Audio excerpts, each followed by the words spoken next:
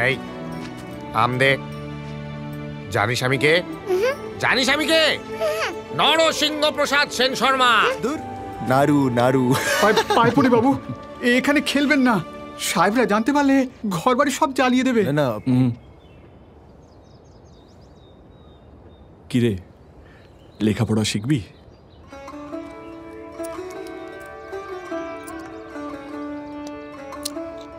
কোনো অসুবিধা হলে আমাকে জানিও।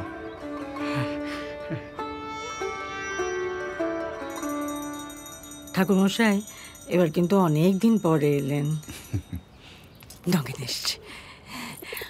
ঠাকুরমশাই, নগেনকে এবার দীক্ষাটা দিয়ে দিন না। গুরুদেব মার্জনা করবেন, মন্ত্র নেব, তবে মাংস খাওয়া ছাড়তে পারবো না। আমি কিন্তু খেলোয়াড়। আচারে ব্রাহ্মণ, ব্যবহারে ক্ষত্রিয়। শুনলাম সংস্কৃত মার্তণ্ড চণ্ডীর বাংলায় অনুবাদ করেছ। তোমার ললাটে এক অমিতবিক্রমী সাধুর লক্ষণ দেখতে পাচ্ছি। জয়ী হও। ধন্যবাদ। মা এলাম। এসো এসো নগেন্দ্র, এসো।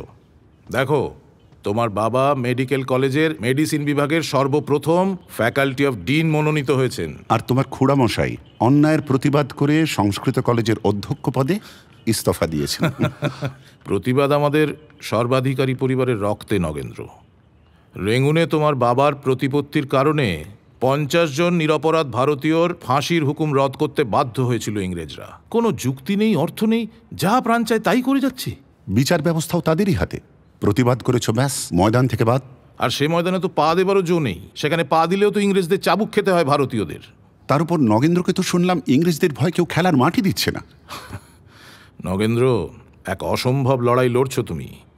যে স্পোর্টিং কালচার নিয়ে ইংরেজদের এত গর্ব, তুমি সেখানেই তাদের সমান মর্যাদা দাবি করছো।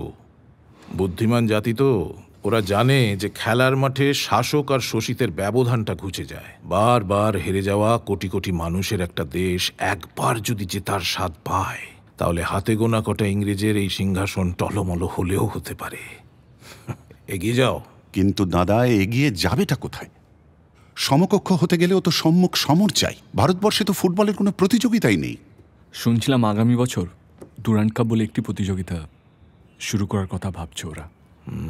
খেলা ইংরেজদের, প্রতিযোগিতাও ইংরেজদের। তোমার কি মনে হয় সেখানে নেটিভ একটা ক্লাবকে ওরা সুযোগ দেবে? আশীর্বাদ করুন,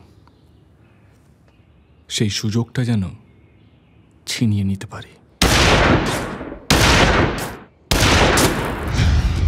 সুযোগ না হয় ছিনিয়ে নেওয়া গেল, কিন্তু খেলতে হবে প্রবল পরাক্রমী ব্রিটিশ দলগুলির সঙ্গে।